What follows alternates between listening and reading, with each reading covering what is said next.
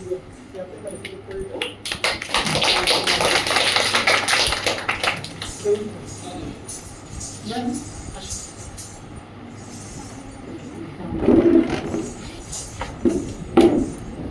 আমাৰ sir আৰু Sahu ma'am আমাক কিবা প্ৰদৰ্শন কৰিব. So please put your hands together for that.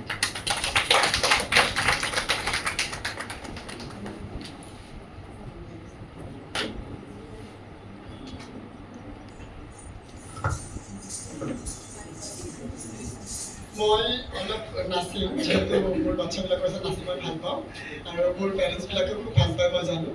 মই চাহু মেম আমাৰ স্কুলৰ হিন্দী বিভাগৰ টিচাৰ।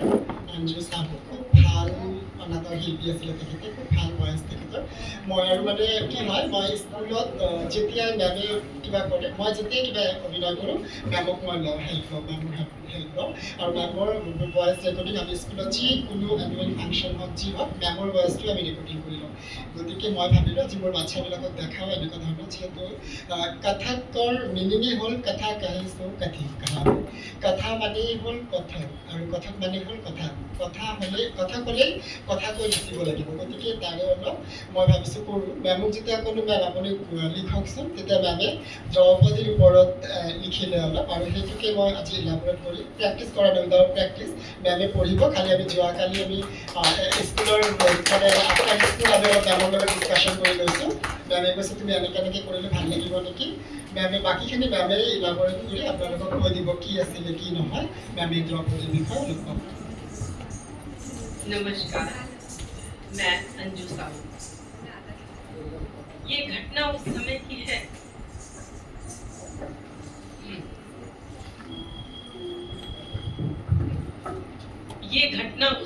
की है जब महाभारत का युद्ध हो चुका था।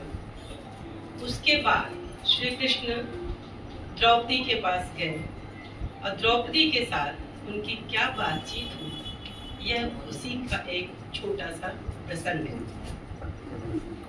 18 दिनों के युद्ध ने द्रौपदी की उम्र को 80 वर्ष कर दिया था, शारीरिक रूप से भी और मानसिक रूप से। शहर में चारों तरफ विधवाओं का बाहुल्य था। पुरुष इक्का दुक्का ही दिखाई पड़ते थे। अनाथ बच्चे घूमते दिखाई पड़ते थे और उन सब की महारानी द्रौपदी हस्तिनापुर के महल में निश्चेष्ट बैठी शून्य को निहार रही थी। श्री कृष्ण कक्ष में दाखिल होते हैं। द्रौपदी कृष्ण को देखते ही दौड़कर उनसे लिपट जाती। कृष्ण उसके सिर को सहलाते रहते हैं और रोने देते हैं। थोड़ी देर में उसे खुद से अलग करके समीप के पलंग पर बैठा देते। द्रौपदी, यह क्या हो गया सखा? ऐसा तो मैंने नहीं सोचा था। नियति बहुत क्रूर होती है पांचाली, वह हमारे सोचने के अनुरूप नहीं चलती। वह हमारे कर्मों को परिणामों में बदल देती है। तुम प्रतिशोध लेना चाहती थी और तुम सफल हुई द्रौपदी। तुम्हारा प्रतिशोध पूरा हुआ। सिर्फ दुर्योधन और दुशासन ही नहीं, सारे कौरव समाप्त हो गए।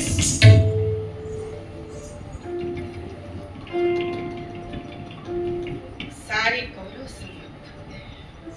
तुम्हें तो प्रसन्न होना चाहिए द्रौपदी। तुम मेरे घावों को मरहम लगाने आए हो सखा, या घावों को बढ़ाने के लिए, या उस पे नमक छिड़कने के लिए? नहीं द्रौपदी, मैं तो तुम्हें वास्तविकता से अवगत कराने आया हूँ।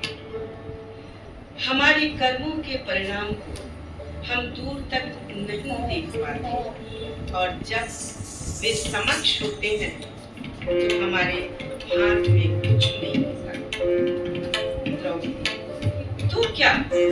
युद्ध के लिए पूर्ण रूप से मैं ही जिम्मेदार हूँ।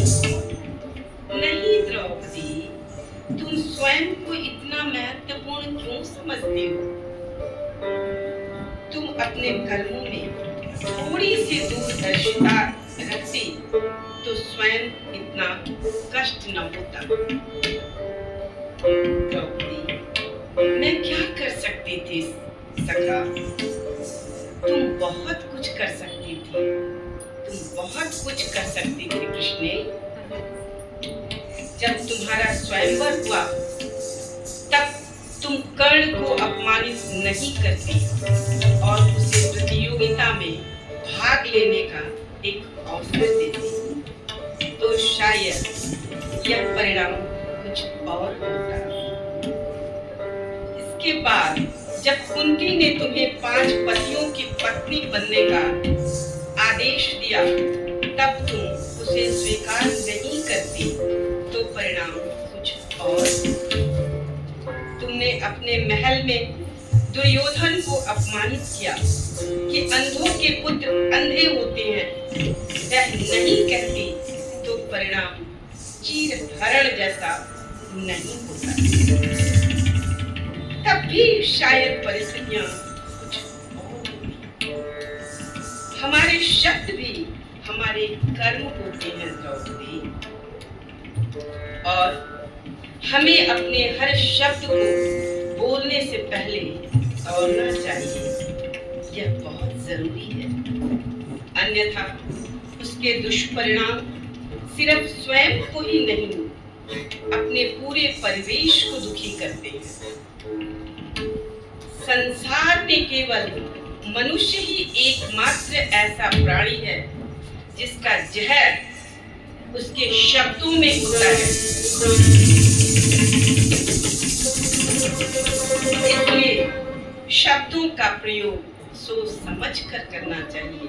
ऐसे शब्द का प्रयोग सोच समझ कर करें जिससे किसी की भावना को आहत न हो, क्योंकि महाभारत हमारे ही अंदर छुपा हुआ है।